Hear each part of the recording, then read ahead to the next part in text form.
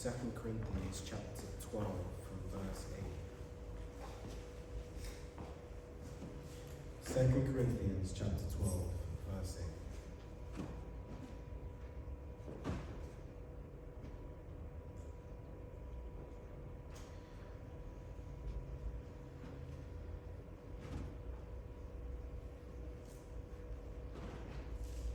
I'm reading in Jesus Christ's name. Amen. 3 times I pleaded with the Lord about this, that it should leave me. But he said to me, my grace is sufficient for you, for my power is made perfect in weakness. Therefore, I will boast all the more gladly of my weakness, that the power of Christ may rest upon me. For the sake of Christ, then, I am content with weakness, insults, hardships, persecutions, calamities. For when I am weak, then I am strong. Amen? Amen. You can sit down. Paul was someone who always faced persecution. Paul was someone who was hated by many. And in these letters that he was writing, and this one to the church of Corinth, he's expressing that he reached out to God at a very low point in his life and at a very low point in his state. And Paul did not think that God was there for him in this time. So what he was doing is what he was asking, and he was pleading to God to come and change his circumstances, to come into his life and show him something new. Paul was asking for a miracle. And normally, when people pray to God in the Bible, they call to God, God is in response, God is responsive. And he makes something happen. He will produce a miracle or a divine act. Like, for example, when Elijah called on the fire of the Lord to come from heaven and it consumed the altar. Elijah was pleading for God. Elijah was calling on God to do something. But here, God's response is different. And it's for a reason that I want us all to take a lesson from. So, when Paul was pleading to God, God's response was, my grace is sufficient for you. Amen. For my power is made perfect in weakness. Amen. Amen. God was not absent from Paul at all, like Paul might have thought. Because even though Paul had a very hard period of time that he'd gone through, he'd been in prison, people trying to kill him, people trying to torture him, people trying to tear down the churches that he's building, people building plans against him. He didn't think that God was there in that particular moment. And that's why he was calling out to him.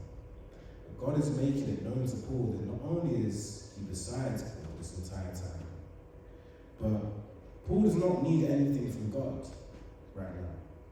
Because God has given him all the tools that he needs to get out of the situation that he's in. That's why God says, my grace is sufficient for you. Grace is something that is given by God. Amen. Grace isn't something that you have naturally.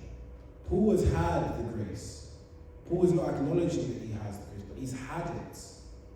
It's been with him. God has been with him for years coming up to this moment. So what God is saying is, these tools that I have given you, these hands that I have given you, this voice that I have given you to speak, the hands that I have given you to write these letters, it's enough. The will of God that is in you, the Spirit of God that is in you right now, it's enough.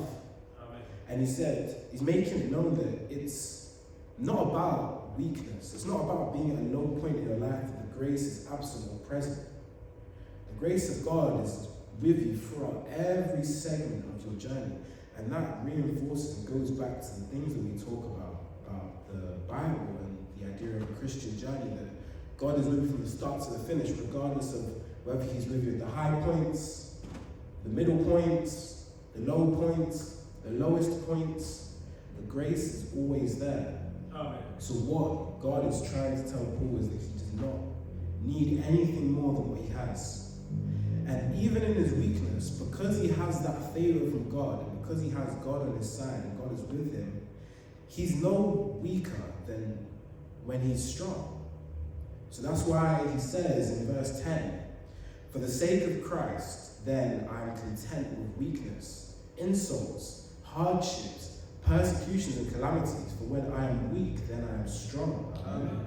So Paul is saying that even when he feels weak, and even when people are insulting him, and even when he's going through a hard time, and even when the Romans are persecuting him, they're trying to kill him, they're pointing swords at him, they're pointing bows at him, even in the calamities, when the worst things are unfolding before his eyes, in that the grace is still there. The power of God is still in Paul. And because that power and that grace is there, he's as strong as he's ever been. He's stronger than he's ever been. So now that we've understood what Paul meant by that and Paul's conversation with God, we have to apply it to ourselves, and it's applied the exact same way. Regardless of what point you find yourself in this life, because it's hard, it isn't easy. There's hardships, there's high highs, and there's very low lows. And sometimes there's nothing at all. It feels like there's nothing going on at all. But in it, even though you might not see him, God is present.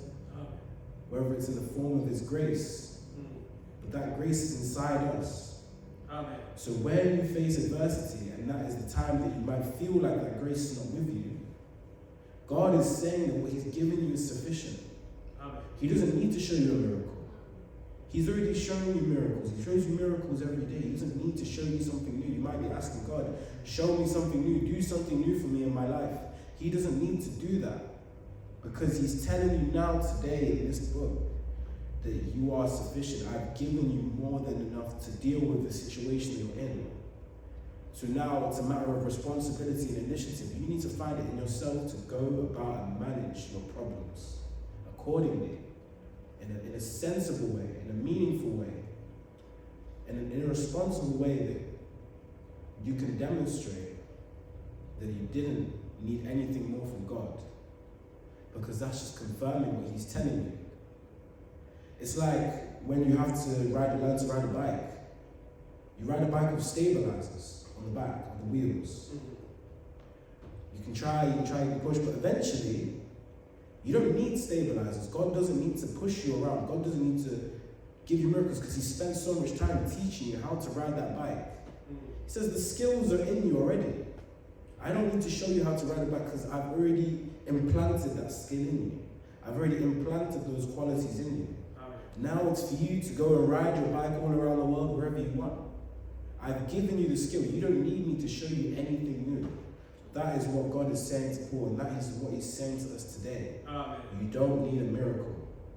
What you need to understand is that the miracle resides within you. The grace resides within you.